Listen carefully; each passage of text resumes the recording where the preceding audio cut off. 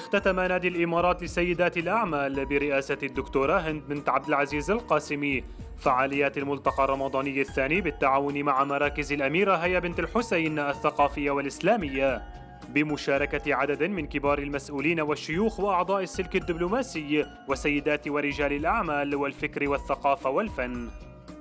وخلال الملتقى أعلنت الشيخة الدكتورة هند بنت عبد العزيز القاسمي عن إطلاق جائزة الهدى لدعم مرضى السرطان التي تتضمن تقديم جائزة سنوية وتكريم للمنتصرين على المرض.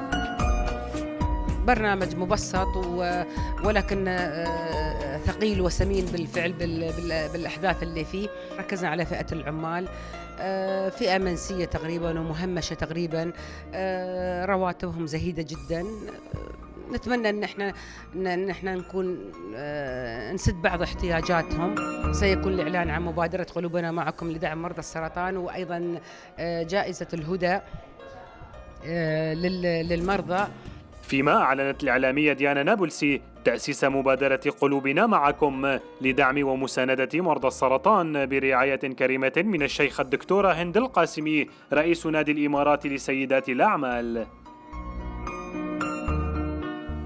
وتهدف هذه المبادرة لتوفير الدعم النفسي خلال فترة العلاج، إضافة للتعريف بالمرض وأعراضه وكيفية اكتشافه.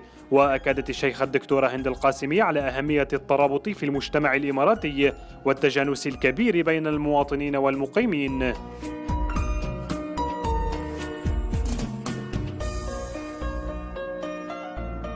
كما تنوعت العروض والفعاليات خلال الملتقى بمشاركة كافة أطياف المجتمع صغارا وكبارا. ويأتي تنظيم الملتقى حرصا من الشيخة الدكتورة هند القاسمي لتعزيز الدور الإنساني والحضاري والتنموي والخيري لقطاع الأعمال بما يتناسب مع روحانيات شهر رمضان المبارك.